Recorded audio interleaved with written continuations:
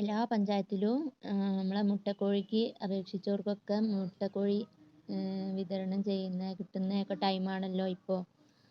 അപ്പോൾ ഞങ്ങൾക്കും ഇവിടെ കിട്ടിയിട്ടുണ്ട് കേട്ടോ. അപ്പോൾ ഞങ്ങൾക്ക് കിട്ടിയിട്ട് ഇപ്പോൾ ഒരു മാസമായി. അപ്പോൾ ഫസ്റ്റ് 2 സെക്ഷൻ ആക്കിയിട്ടാണ് ഇവിടെ കൊടുത്തിട്ടുണ്ടായിരുന്നത്. അപ്പോൾ ഞങ്ങൾക്ക് ഫസ്റ്റ് സെക്ഷനിലും കിട്ടിയവരുണ്ട്, സെക്കൻഡ് സെക്ഷനിൽ കിട്ടിയവരുണ്ട്. ഇതിപ്പോൾ ഫസ്റ്റ് സെക്ഷനിൽ കിട്ടിയതാണ്. പിന്നെ അപ്പോൾ കിട്ടിയിട്ട് ഇപ്പോൾ ഒരു മാസം, ഏകദേശം ഒരു മാസമൊക്കെ ആയിട്ടുണ്ട്. അപ്പോൾ കിട്ടുന്ന ടൈമിൽ ഇത്ര വലിപ്പമൊന്നും ഇല്ലേനു. ഇപ്പോൾ അതാ നമ്മൾ ഫുഡൊക്കെ കൊടുത്ത് ഇപ്പം കുറച്ച് വലിപ്പം വെച്ചതാണ്. പിന്നെ ഇവരെ പരിപാലിക്കാനൊക്കെ സുഖമാണ്. നമ്മളൊന്ന് തുറന്ന് വിടാണ്ട് തന്നെ, ഇവരെ തുറന്ന് വിടരുത് കേട്ടോ. ഇവരെ തുറന്ന് വിടാണ്ട് മുട്ട ഇടുന്ന ആ ടൈം വരെ തീരെ തുറക്കാണ്ടിരിക്കുന്നത് തന്നെയായിരിക്കും നല്ലത്. പിന്നെ നമ്മൾ മുറ്റത്തൊക്കെ ഉണ്ടാവുന്ന ആ ടൈമിൽ, വൈകുന്നേര ടൈമിൽ ഒന്ന് തുറന്നിട്ടിട്ട് കൂട്ടിലൊക്കെ ഒന്ന് അടിക്കുന്ന വരെ ഒന്ന് തുറന്നിടുക.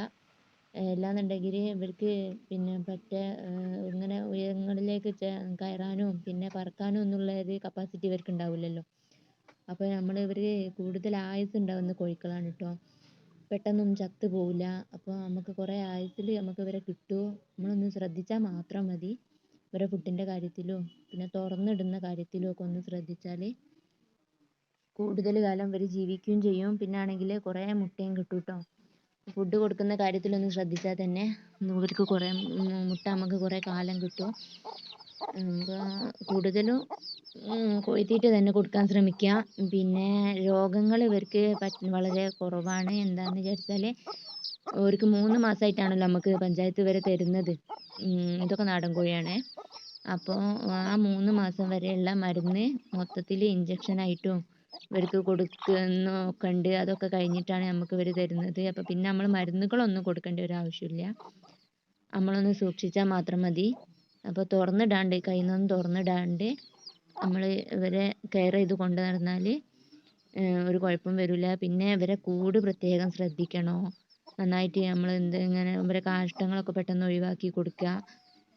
പിന്നെ കൂടുതൽ ഇങ്ങനെ വൃക്ഷപ്പൊടിയോ അങ്ങനെ എന്തെങ്കിലും ഇട്ടാൽ ഇപ്പം നമുക്ക് പെട്ടെന്ന് കാഷ്ടങ്ങളൊക്കെ ഒഴിവാക്കി കിട്ടാനും ഒക്കെ നമുക്ക് സുഖമാണ്.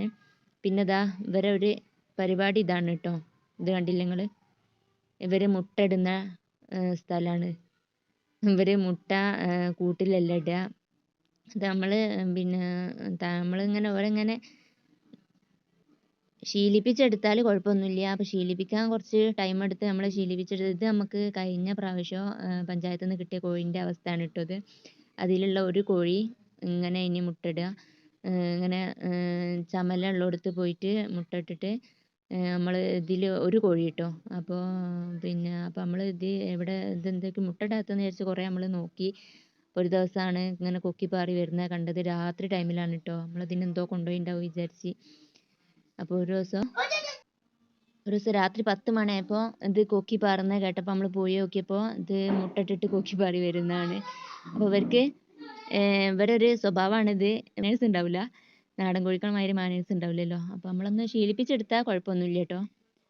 നമ്മൾ ഒന്ന് ശ്രദ്ധിച്ച് ഒന്ന് 2-3 ദിവസമൊക്കെ ഒന്ന് കൂട്ടിലേക്കൊക്കെ ആക്കി കൊടുത്തൊക്കെ ചെയ്താൽ ഒരു മുട്ടയിടുന്ന കാര്യത്തിലും ഒരു പെർഫെക്റ്റാണ്. പക്ഷേ ഇവരെ വൃത്തിൻ്റെ കാര്യത്തിൽ പ്രത്യേകം ശ്രദ്ധിക്കുക. കാഷ്ടങ്ങളൊക്കെ പെട്ടെന്ന് ഒഴിവാക്കി കൊടുക്കുക. അപ്പോൾ ഇല്ലെങ്കിൽ കുരുപ്പൊക്കെ വരാനുള്ള ചാൻസ് വളരെ കൂടുതലാണ്. പിന്നെ ഒരു വെള്ളത്തിൻ്റെ പാത്രം എന്നും വെള്ളം ഒഴിവാക്കി കൊടുക്കുക. പിന്നെ ചോറ് കഴിയുന്നതും കുറച്ച് കൊടുക്കുക. ഒരു നേരം ചോറ് കൊടുക്കുക, അത് കുറച്ച് കൊടുത്താൽ മതി. അതിൽ തീറ്റ കുഴച്ചിട്ട് അങ്ങനെയൊക്കെയാണ് ഞാൻ കൊടുക്കൽ. പിന്നെ ഗോതമ്പ് പുതർത്തിയിട്ട് അങ്ങനെയൊക്കെയാണ് കൊടുക്കൽ. പിന്നെ അവരെ ശീലിപ്പിച്ചെടുക്കുന്നതാണ് കേട്ടോ ഇത്.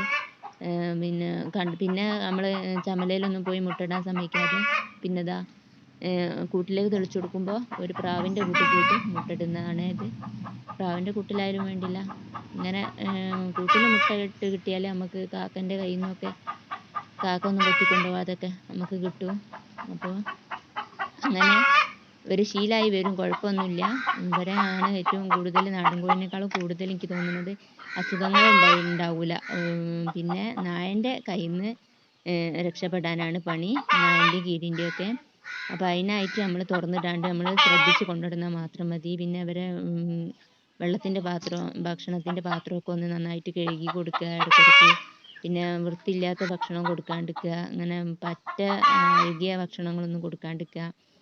അങ്ങനെ ഒക്കെ പിന്നെ പോറ്റാനും വലിയ മുട്ടയൊക്കെ കിട്ടും ട്ടോ ഇവരുടെ അടുത്തുനിന്ന്. അപ്പോൾ നിങ്ങൾക്ക് വീഡിയോ ഇഷ്ടമായിട്ടുണ്ടെങ്കിൽ ഒന്ന് ലൈക്ക് ചെയ്യുക, ഒന്ന് ഷെയർ ചെയ്യുക, പിന്നെ സബ്സ്ക്രൈബ് ചെയ്യാണ്ട് കാണുന്നവരാണെന്നുണ്ടെങ്കിൽ ഒന്ന് സബ്സ്ക്രൈബും ചെയ്യാട്ടോ. അപ്പം നമുക്ക് അടുത്ത വീഡിയോ ആയിട്ട് വീണ്ടും കാണാം. അസ്സലാമു അലൈക്കും.